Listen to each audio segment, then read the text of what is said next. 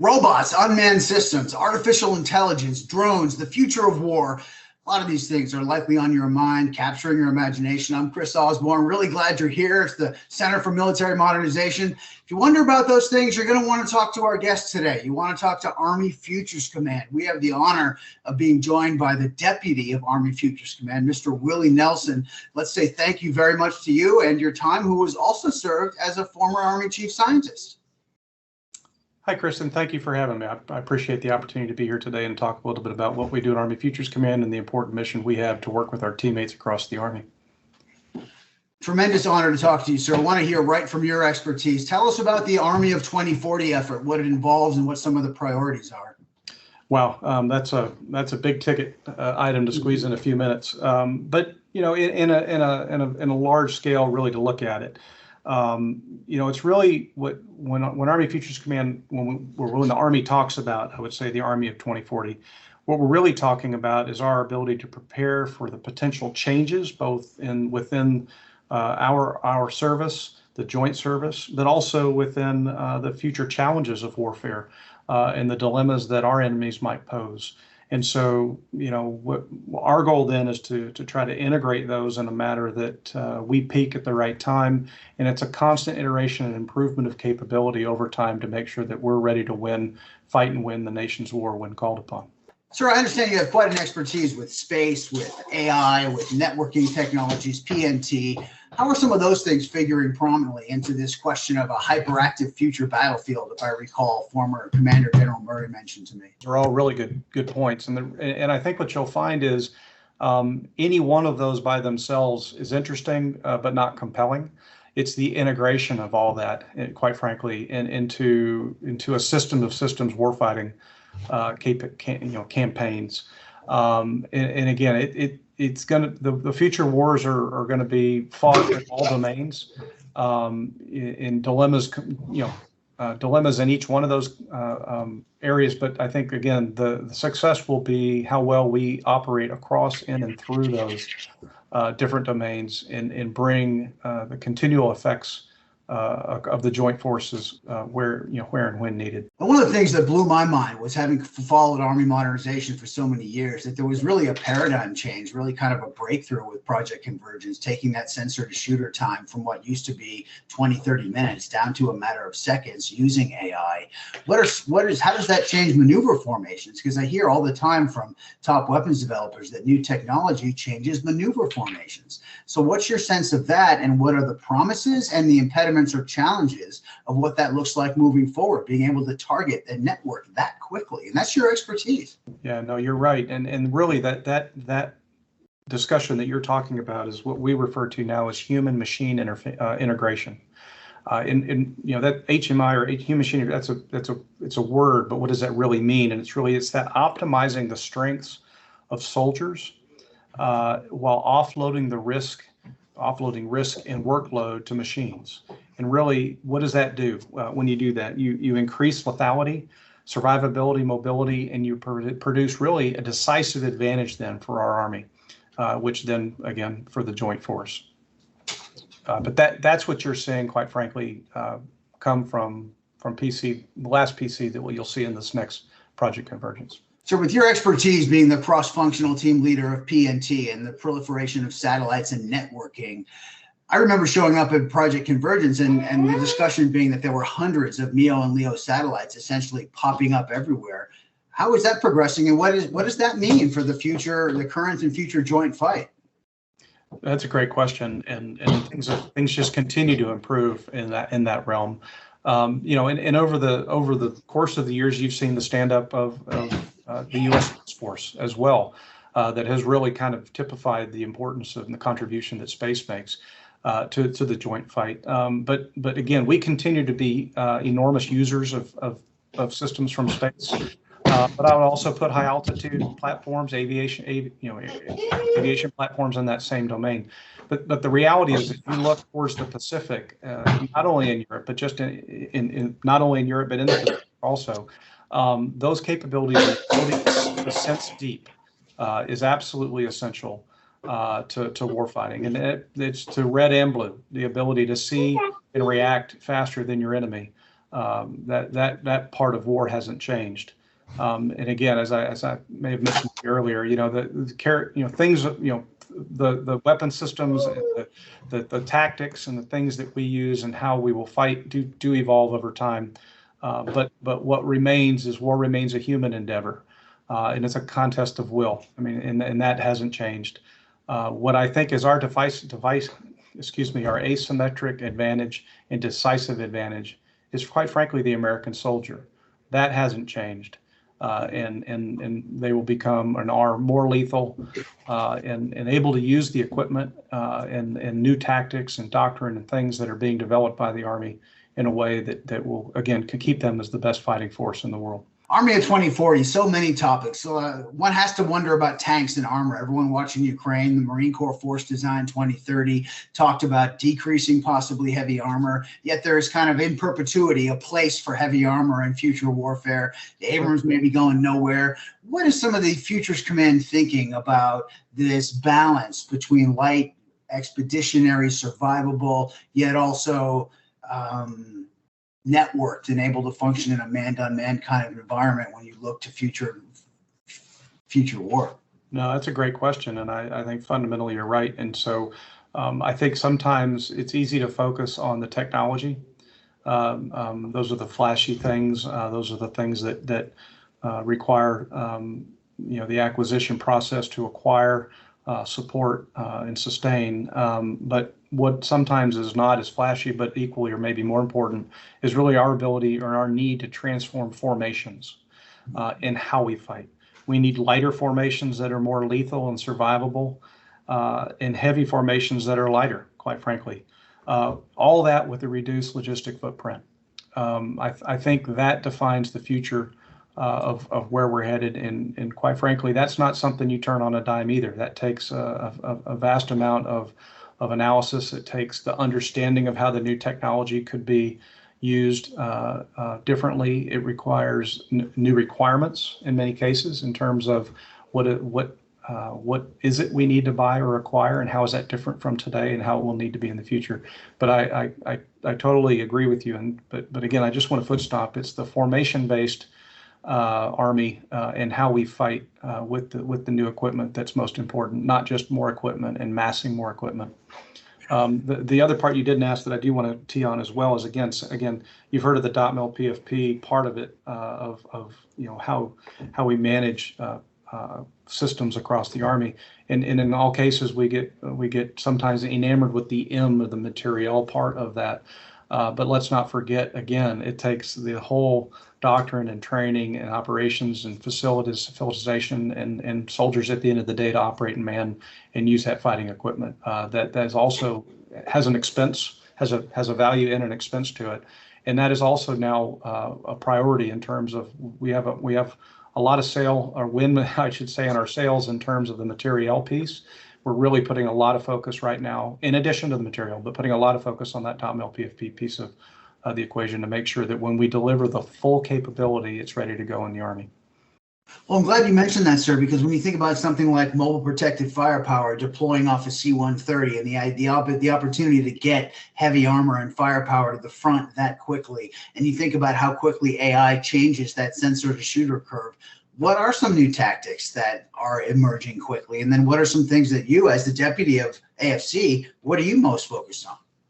Well, it's a good question. I probably won't get into tactics unfortunately, with your viewers as much as they might want to discuss tactics. But we'll leave that up to our soldiers and our warfighters that are working through those tactics. But really, from an AI standpoint, in the areas that I'm working, specifically, what we're trying to do with AI, with our Artificial Intelligence Center, our AI Center up co-located with Carnegie Mellon up in Pittsburgh. And then again, we've got AI capabilities that are being developed across our Army labs and centers, from the folks up in Detroit to our team down in Huntsville and many other places. We're seeing AI or AI-enabled types of capabilities really take off. And again, that is a crux in a lot of cases to that human-machine integration that we talked about, making sure that again, you're offloading some of the either dull, dangerous type of work onto a computer or onto an automated platform that can do some of that heavy lifting with the soldiers. So anyway, I'm doing a lot of that. I'm also seeing working with our software factory that's located down in Austin, Texas. and they're doing amazing work with soldiers coming from the field, training them on how to integrate data and use data differently. Develop, I would say, applications that take existing data in some cases and be able to develop that into a user interface and present data to commanders and warfighters in new ways that we had never thought of. And again, the data in many cases might have been there, but it wasn't integrated, and it wasn't integrated, frankly, with soldiers who understood the tactical benefit at the tactical edge. We would send that back to the factory or send that back to the states, put out a contract, they would integrate that, and then send it back. But now we're sending soldiers into the field side by side with our warfighters in their headquarters, developing the tactic or developing the data needs and the visual instantiations of that data real time. And so that is an incredible capability that we're really proud to be a part of. Well, as your former role as Army Chief Scientist and then cross-functional team director of PNT, navigation and timing, satellite connectivity, what are some of the challenges and areas of focus that brings to Army Futures Command when you think about ensuring information assurance and solidifying networking for the next 20 years of the Army? Good point. I think one of the challenges that I think we faced every day was that integration across platforms, and that problem isn't going away. Quite honestly, it probably in some cases could be made worse, or more challenging. I mean, with the advent of new technologies. But I think working with ASALT and working with a number of our other teammates across the Army, I think you're seeing an understanding of an Army-wide and to some degree joint-wide with JADC2 and those other types of capabilities, the need to have common data services and common data products so that data can transcend through. I think people are using data mesh, data fabric. You're hearing all those types of terms being used today, all have slightly different meanings. But at the end of the day, we need seamless data.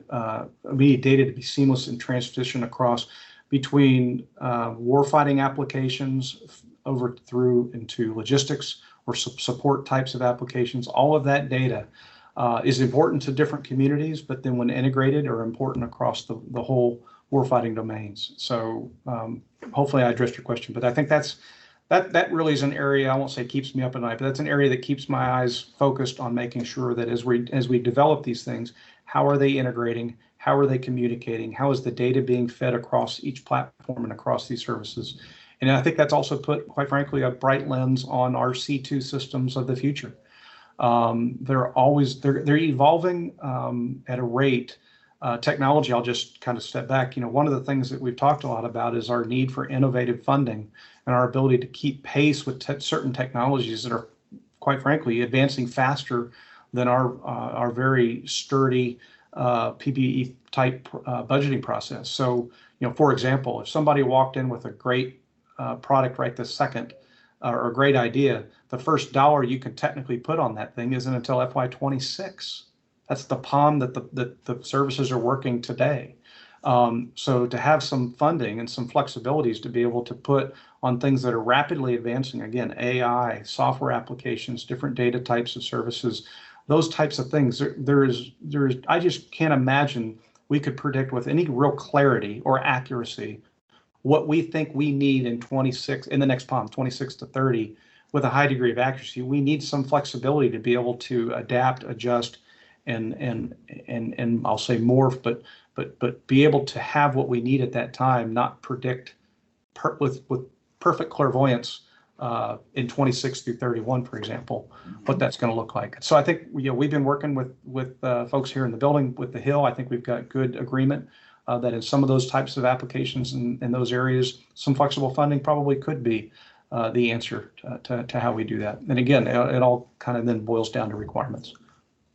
Roger that, sir. Well, I can't help but think about fires and things like IRCA or long-range precision fires or precision strike missiles, a couple areas where breakthroughs are changing things so quickly.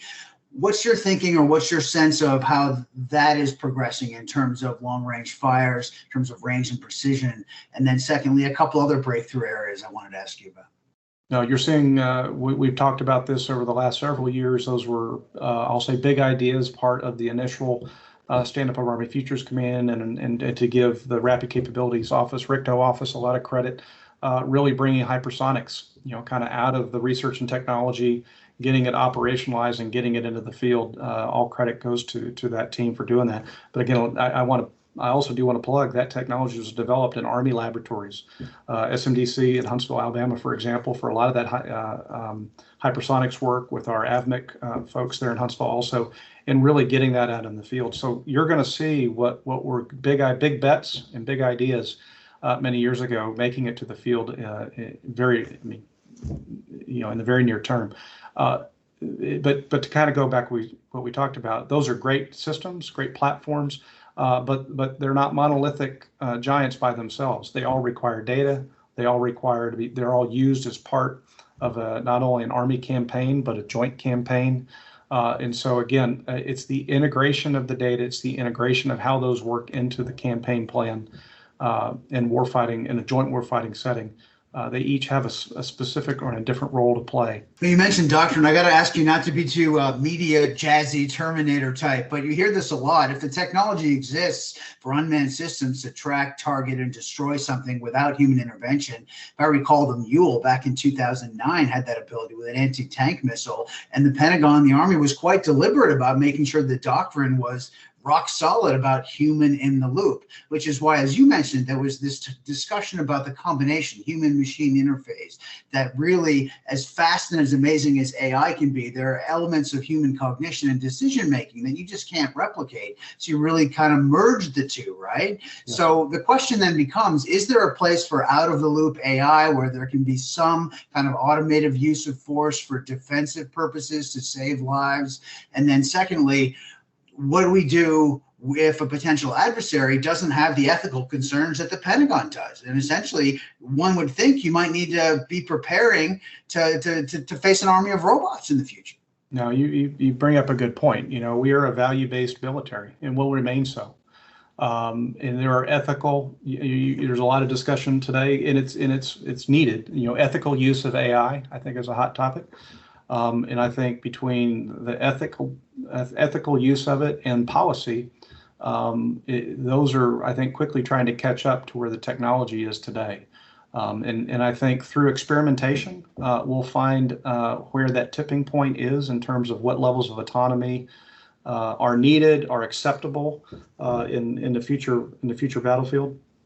And then that'll certainly be incorporated into the doctrine by our teammates over at TRADOC. And so I fully believe we will look differently. We will fight differently. To what degree it'll be fully autonomous? Again, it just varies, right? But again, I'm a big believer in data. I know I've used that word 1,000 times in this interview, but I'm going to use it a little bit differently.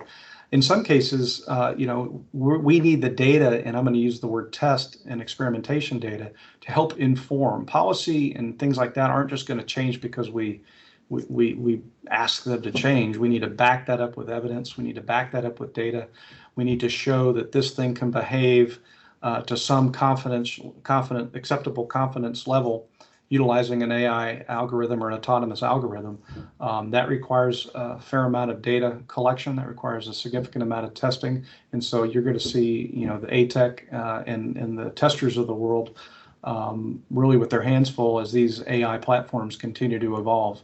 And and then it's going to be interesting to see if we go to industry-based autonomous packages or mostly government-maintained autonomous packages. Both are in play right now, and I think it'll be interesting to see where the future goes. Oh, interesting.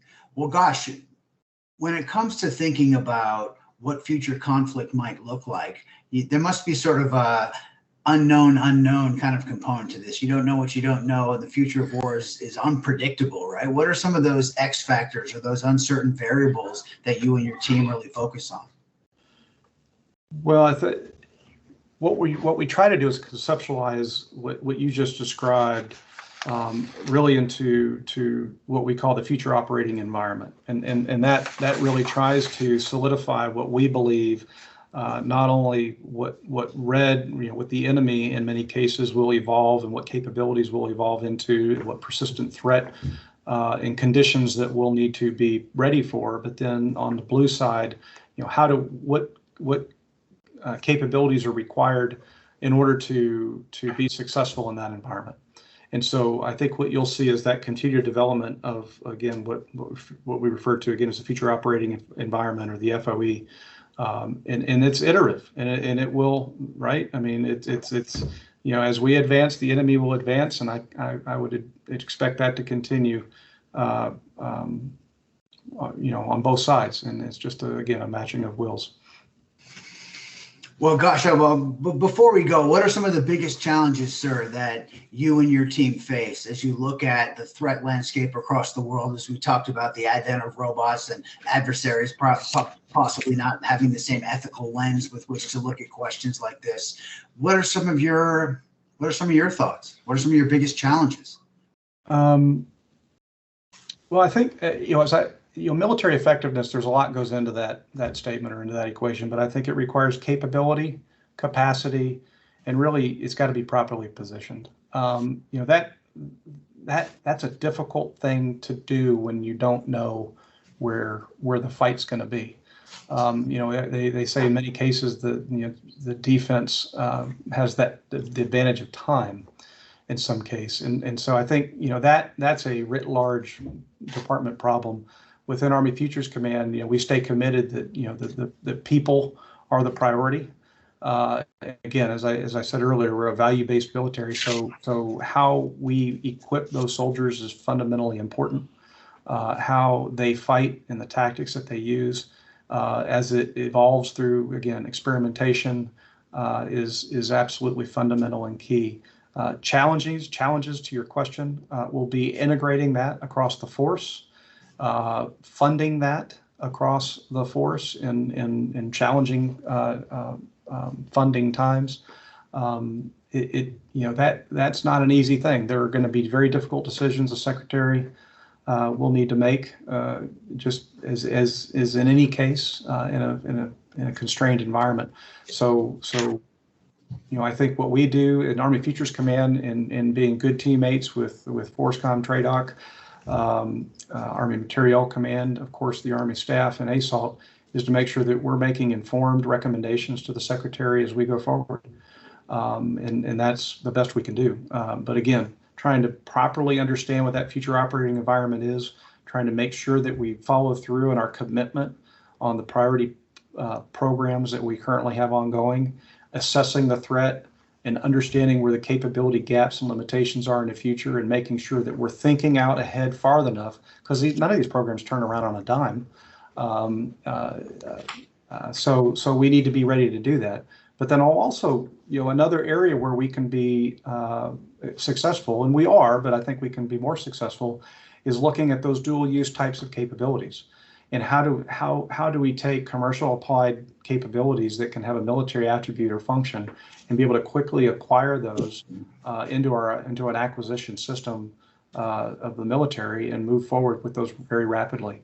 That is something I know ASALT is working heavy on from an acquisition standpoint, and I know we're working hand in hand with them on testing and experimenting with those in different experiments like Project Convergence to find out where really provide those tactical advantages and where should we put our money on the next big bet. Gosh, sir, many of us remember the days of FCS and the system of systems networking effort and this intent to connect the battlefield information at the speed of relevance. Sure enough, the Army is arguably, sir, I'd love your thoughts on this, breaking through in a paradigm-changing way with this long-standing goal. If you think of Joint Tactical Radio Systems, FCS, now with something like JADC2, the Army and the Pentagon is kind of achieving to a degree, what they've long sought after. So what is your sense of what things look like now from a joint JADC2 perspective and the Army's contribution? Well, what I would say is I think through the experimentation of Project Convergence has forced the JADC2 conversation to happen in the dirt. And quite honestly, it kind of got it out of the whiteboard world and the theoretical and started putting connecting weapons and platforms together to start understanding the challenges that JADC2 provides. I don't think anybody ever said JADC2 would be easy. I think we maybe underscored the challenges that it might have. And I think what we've been able to do, again, through persistent experimentation and in the field, is to be able to define and take bite-sized pieces out of that elephant known as JADC2. I also think what we've I won't say learned, but what we've really attained a better knowledge of with JADC2 is the ability to involve our coalition partners in the need to be able to share data across allies and partners across the world. And so, that I think in the initial concept of JADC2, that was maybe not as well understood or as well as valued as I think it is today. I would also say I think what the Project Convergence as a campaign of learning has also evolved into is it's not just a single event for a series of weeks with a DV day at the end. It's a continual process of learning exercises in different venues around the world, constantly learning and meeting learning demands. But it's also that integration of a digital framework or digital twins behind the scenes that are able to do a lot of that integration work before you ever get to the field. The number of sets and reps you can get on a distributed digital network that replicates the systems, again, with digital twins and other types of technologies that are available today. The ability to do that at scale is, I think, a confounding moment that is going to be able to help us enable and advance JADC2 that much faster. To spend months and months, I say in the desert, I mean, at NTC or out at test ranges like Yuma or White Sands, those events will continue and I think are necessary.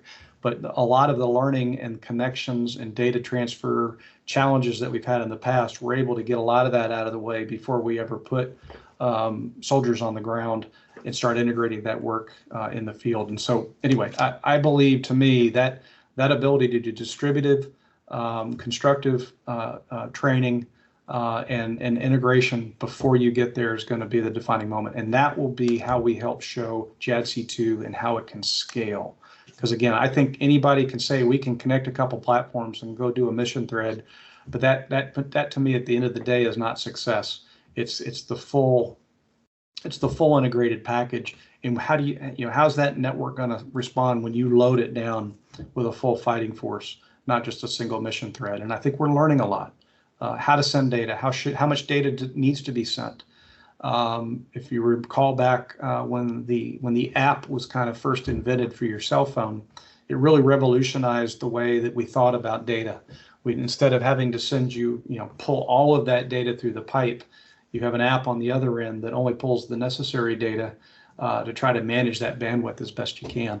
And I think we're learning those same types of lessons and applying those to the development of what we refer to as the next types of data fabrics and data networks across the Army and the Joint Force, for that matter. We're all very well integrated in those conversations. Well, sir, having spoken to you before, I'm familiar with their expertise, so I have to ask you about space and PNT. I think it's position, navigation, and timing. One of the things you hear all the time is the first thing an enemy will try and do is knock out your satellites. I'm not super current on what the latest innovations are. I'd love to get your thought in this area. I'd love to get your thoughts on what are some of the breakthroughs with PNT and how might a future force fight without satellites? Well, that's a good question. I'll leave the red tactics up to our red folks, but I can tell you, General Dickinson, the folks at U.S. Space Command have a very good handle on how we will fight and win in space. And then, of course, supported by the new U.S., well, not so new now, but the United States Space Force. But again, from an Army standpoint, we're a big player in that and have a lot of equities in terms of how we utilize space, not only for deep sensing, as you mentioned, for communications and for PNT, positioning, navigation, and timing. I think it's no surprise. I mean, GPS has been around now for a very long time, and it's frankly ubiquitous throughout our systems and platforms. And so you bring up a good point. How do you fight without GPS or in a GPS denied or degraded environment? The CFT, as you know, was stood up many years ago. We're proud and privileged to work with ASALT in terms of fielding advanced capability that helps us do that. And so what we've tried to do really is, again, there's nothing wrong with GPS. GPS is great when you have it, but what do you do when you don't? And then, of course, how do you alert either the soldier or the platform of the system that's relying on that PNT signal, or GPS in this case, that it is either degraded or is being spoofed intentionally or unintentionally, or just flat gone? What is the impact of that weapon system? So a number of technologies are being developed across both our allies and partners and within the U.S. to rely on other sources of technology, such as chip scale atomic clocks that can keep very accurate timing for a very long time, certainly a militarily realistic amount of time. There are other types of sensors using gravity and acoustics and other types of sensors that can help a platform understand its relative position and help navigate. We have actually finally demonstrated, not finally, fielding capability across the Army now in all facets, both on the ground and our precision weapons and platforms, as well as aviations that are backing up and providing robust PNT capabilities, or what we refer to as assured PNT capabilities, again, to allow our warfighters to fight in any environment, day or night, GPS or not, and fight equally as effective. And so, again, by providing that, and we refer to the network and communications community is always referred to it as a PACE plan, when you have a primary, alternate, contingency, and emergency. And so we've kind of applied that to the PNT world as well. Certainly nice. Again, GPS is great and wonderful when it works, and it does work well. It's just a question of whether or not you're operating in an environment where you have an ability to get a good signal, or maybe something more nefarious and it's being jammed or spoofed. But again, we've given our warfighters, pleased to say, the ability to fight in all those conditions, and we're ready to go. Speaking of jammed conditions, that's interesting. I'm glad you mentioned that, because I was wondering what the Army's influence is, or the Army's focus when it comes to the question of zero trust and information reliability. And one of the big things we hear about AI is, as beneficial as it is, that there's still work needs to be done when it comes to more subjective phenomena, determining context. Can AI discern the difference between ball as in football and ball as in dance ball? And so how are those kinds of questions figuring as you look at securing information in the future? You think of Project Convergence 2020, you have an air-launched effects, a mini drone sends something to a helicopter down to the ground. What steps are you taking to make sure all of that information is sort of is safeguarded? No, that's a really good point, and that's done in partnership with our ASALT teammates. And quite honestly, there's a significant push for that today. And in a lot of cases, the limiting factor of that comes back down to the data labeling aspects of the data. And in many cases, you might want zero trust with capability today, but if the data hasn't been labeled or isn't usable in that kind of format today, converting or getting that into the usable format may be an insurmountable capability. Maybe insurmountable just given what you're trying to do, or maybe the volumes of data. But I think what you're seeing now is a real good push to understand the need to make sure that we have standardized ways to label data, so that as we do go to the future, we're better able to use that data across those platforms. And then again, zero trust, I think, is the ultimate goal. How we achieve that and on what timeline we achieve that, I think is still kind of out there, but it is definitely something that we're advancing towards. And I think making significant, again, I want to give a lot of credit to the team at ASALT that's doing a lot of work on that right now, because they've got the double challenge by trying to apply that across all of the PEOs and project offices, which is an incredible challenge that they have in front of them. And so, again, they're tackling that. I don't want to speak for ASALT, certainly, or Mr. Bush and the team, but I want you to know they do see that as a priority, and they are working that very, very hard. Well, that's interesting. I was struck by you mentioning the tagging of the data, because what happens when an AI system comes across something that's not part of its database? And that's where I think you referred to this earlier, sir, this idea of machine learning and being able to put things in context and draw conclusions, make comparisons, bounce things off a database and discern that relevant. You mentioned tagging of data. And of course, the question then becomes, what happens if an AI system comes across something that's not part of its database? How can it discern those key elements of context, or bounce something off a database and draw a real-time analytics, as it's often referred to? What are some of your challenges as you look at those kinds of questions? Well, I think I would just say it's the data across different warfighting domains is probably the first, in my mind, really one of the first big challenges. In many cases, you'll have a warfighting domain or an intelligence domain and other types of domain. And in many cases, the data would be aggregated within those domains. But for a lot of good reasons, they didn't cross those, be it for classification or security reasons, or for other reasons, I guess. But I think it's how are we able to label that data and begin to understand a permissive environment that allows us to share data across, again, those different warfighting domains. I think is a challenge that we're tackling. Certainly not past that one yet, but I think we're making good strides.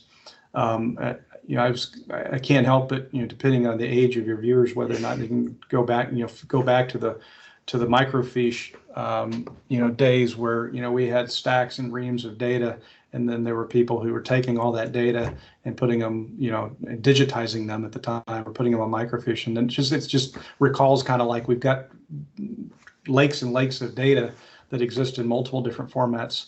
And I'm trying to think forward, how do we get those, because we can't replicate that. There's not enough time or money to replicate all that data, but how do we begin to understand how to synthesize that data, integrate that data through either artificial labeling and other types of techniques that I think industry is developing. And I think in some cases, this is one of those areas where, in some cases the military is leading or the commercial market's leading and the other one's following. I think this is one of both interest to both communities, both industry and the military, in terms of how do we overcome that, because I think they share the same challenge.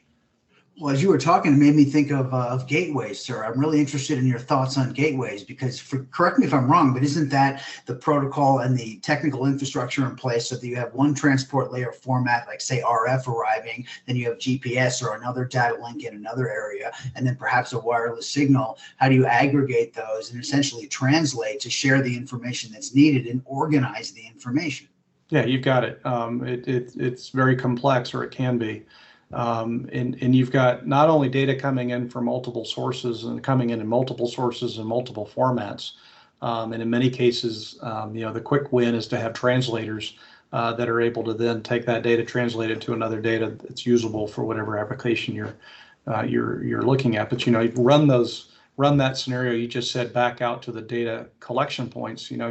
If you're trying to have a mobile TOC or a mobile command post that's light, that has a low signature, that's operating and can get up and go quick, but it has a 5-acre antenna farm behind it, I'm not sure you've solved the problem you're trying to solve. You've made some advances. So back to your point, there are a lot of technical advances in trying to make sure how do we bring data down, again, try to shrink the footprint of our mobile command post, and then how do they become more robust as well. And so there's just challenges abate. And again, I think a lot of that data is coming from not only space. You've seen a lot of what Starlink has been very successful in doing. That's very encouraging to see what they've done there. But how do you capitalize on that, be able to have multi-frequency, multi-phenomenology, multiple input types of data, and be able to synthesize that, again, real time, provide that in a data that an AI tool, be it autonomous ATR,